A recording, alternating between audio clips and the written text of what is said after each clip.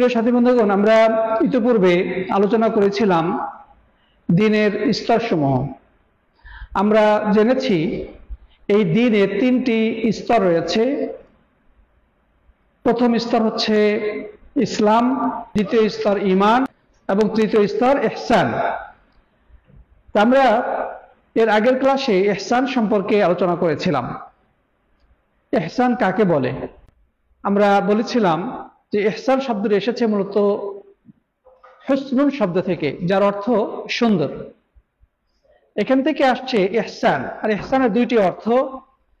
একটি অর্থ হচ্ছে দয়া করা বা সুন্দর আচরণ করা, আরেকটি অর্থ হলো আল্লাহর সাথে সম্পৃক্ত।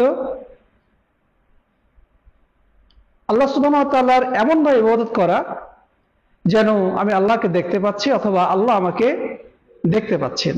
এই অনুভূতি সহকারে কেউ যদি ইবাদত করে, এটাকে বলা হয় ইহসান।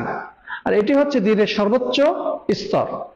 অর্থাৎ একজন মানুষ ইবাদত বন্দেগী করবে, তখন তার মনের যে অবস্থাটা থাকবে, সেই মনের অবস্থার মধ্যে যদি এটি থাকে যে আমি যে ইবাদতটা করছি, আমি যে নামাজে দাঁড়ালাম, আমি যে কিরাত পড়ছি, আমি যে রুকুতে গেলাম, আমি সেজদায় গেলাম, আমি নামাজের মধ্যে মুখে যা কিছু উচ্চারণ করছি, মনের মধ্যে যা কিছু ঘুরপাক খাচ্ছে, এই সব কিছু আল্লাহ তাআলা দেখছেন, শুনছেন, অথবা আমি নিজে আল্লাহ তাআলাকে দেখছি।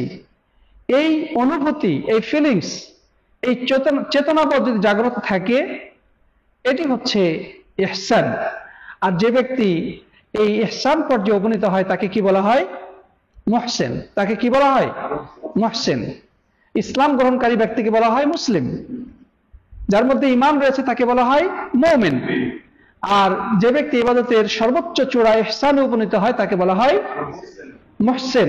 আজকে যে বিষয়টা আলোচনা করতে চাই সেটি হচ্ছে যে ইবাদতের ব্যাপারে সঠিক বিশ্বাসটা আমাদের কেমন হওয়া উচিত, এবং ইবাদতের ক্ষেত্রে পরস্পর বিপরীতমুখী দুই দল মানুষের অবস্থান।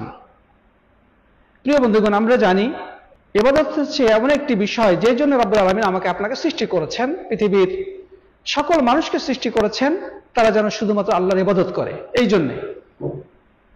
এবং জিনদেরকেও তিনি এই উদ্দেশ্যে সৃষ্টি করেছেন।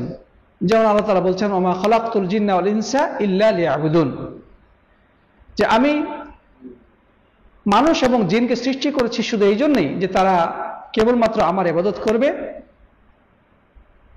আল্লাহ রাব্বুল আলামিনের দাসত্ব মেনে নেওয়া জীবনের প্রত্যেকটি ক্ষেত্রে, এটি হচ্ছে আল্লাহ তাআলার মানুষ এবং জিনকে সৃষ্টির উদ্দেশ্য।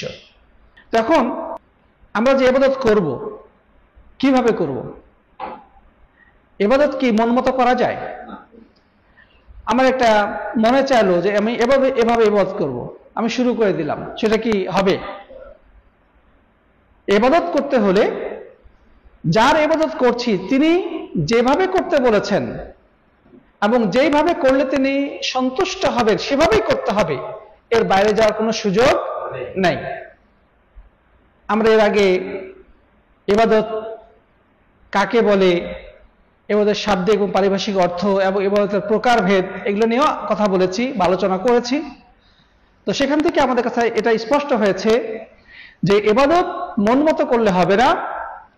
সেটা অবশ্যই আল্লাহ রাব্বুল আলামিন যে সমস্ত কথা এবং কাজে খুশি হবেন, যে কাজগুলো করলে তিনি সন্তুষ্ট হবেন, যে কথাগুলো বললে তিনি সন্তুষ্ট হবেন, সেগুলো সেভাবেই করতে হবে, চাই সেটা প্রকাশ্য হোক বা অপ্রকাশ্য হোক। মোট কথা, ইবাদত বন্দেগী করার জন্য আল্লাহ তাআলার পছন্দসই পদ্ধতির বাইরে যাওয়ার কোনো অপশন নাই। এই জন্যে আলেমগণ যেটা বলেছেন, আল ইবাদাতু তাওকিফিয়া, আল ইবাদাতু তাওকিফিয়া, ইবাদত হচ্ছে দলিল নির্ভর। ইবাদত হচ্ছে দলিল নির্ভর।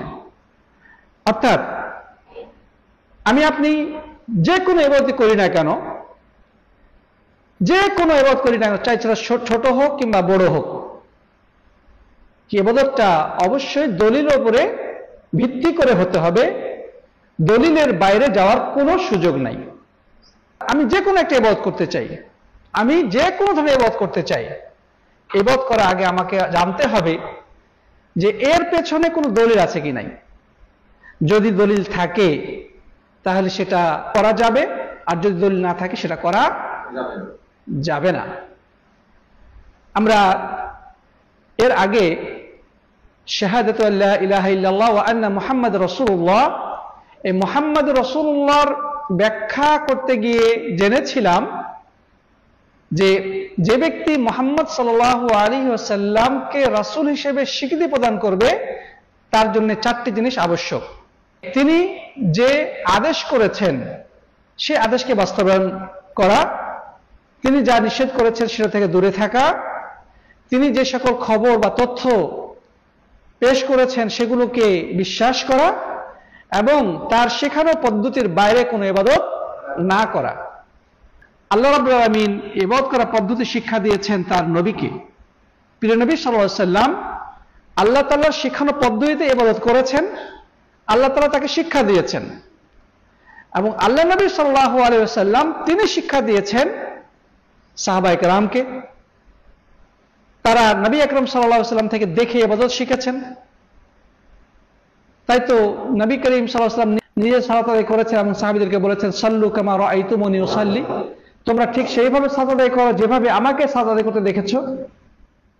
হজ করার সময় তিনি এই কথাই বলেছেন, খুযু আন্নী মানাসিকাকুম, তোমরা আমার কাছ থেকে হজের নিয়মগুলো শিখে নাও। অর্থাৎ আমরা নামাজ পড়ব, রোজা করব, হজ করব, যাকাত দেব, আমরা কোরআনে কারীম তেলাওয়াত করব, আমরা দিনের মেহনত করব, আমরা যা কিছু করি না কেন এই সব কিছুর ক্ষেত্রে কাকে অনুসরণ করতে হবে? আল্লাহ রাসূল সাল্লাল্লাহু আলাইহি ওয়াসাল্লামকে অনুসরণ করতে হবে। আল্লাহ তাআলা বলেছেন, লাকাদ কানা লাকুম ফি রাসূলিল্লাহি উসওয়াতুন হাসানাহ, অবশ্যই রাসূলের মধ্যে রয়েছে তোমাদের জন্য উত্তম আদর্শ, মানে তাকে আমাদেরকে ফলো করতে হবে। এটা শুধু ইবাদতের ক্ষেত্রেই নয়, ইবাদত থেকে শুরু করে আমাদের ইবাদত, আখলাক, মুআমালাত, মুআশারাত, আমাদের পার্সোনাল লাইফ থেকে শুরু করে আমাদের জীবনের প্রতিটি ক্ষেত্রেই তাকে অনুসরণ করা আবশ্যক। আল্লাহ তাআলা আরো বলেছেন, কুল ইন কুনতুম তুহিব্বুনাল্লাহ ফাত্তাবিউনি ইউহিব্বুকুমুল্লাহ, যে তোমরা যদি আল্লাহকে ভালোবাসো তাহলে আমার অনুসরণ করো, অর্থাৎ নবী আকরাম সাল্লাল্লাহু আলাইহি ওয়াসাল্লাম অনুসরণ করো। তিনি যা যা করতে বলেছেন, যেভাবে করতে বলেছেন, যখন করতে বলেছেন, যে পরিমাণে করতে বলেছেন, তখন সেইভাবে সেই পদ্ধতি আলোকে সেই পরিমাণ করতে হবে। এই পরিমাণ কম বেশি করা যাবে না, পদ্ধতির মধ্যে পরিবর্তন করা যাবে না, সময় পরিবর্তন করা যাবে না। অর্থাৎ সবকিছুই আল্লাহ নবী সাল্লাল্লাহু আলাইহি ওয়াসাল্লাম যেভাবে শিক্ষা দিয়েছে সেভাবেই করতে হবে। এটাই হচ্ছে ইবাদত। তাহলে আমরা যদি বলি যে ইবাদত হচ্ছে দলিল নির্ভর, এই কথাটার মানে হলো যে ইবাদত আমরা করব সেটার পিছনে অবশ্যই দলিল থাকতে হবে, হয় কোরআনে আয়াত থাকতে হবে অথবা রাসূল করিম সাল্লাল্লাহু আলাইহি ওয়াসাল্লামের হাদিস থাকতে হবে। সেটা কর্মগত হাদিস হতে পারে, সেটা মৌখিক হাদিস হতে পারে, অথবা সেটা সম্মতিগত হাদিস হতে পারে। আল্লাহ নবী সাল্লাল্লাহু আলাইহি ওয়াসাল্লাম কখনো মুখে বলেছেন, কখনো তিনি নিজে করেছেন, সাহাবাগণ সেটা দেখেছেন, আবার কখনো কোন সাহাবী করেছেন, আল্লাহ নবী সাল্লাল্লাহু আলাইহি ওয়াসাল্লাম সেটাকে সম্মতি দিয়েছেন, তিনি জানার পরেও তাকে আপত্তি করেননি। এর বাইরে যাওয়ার কোনো সুযোগ নেই।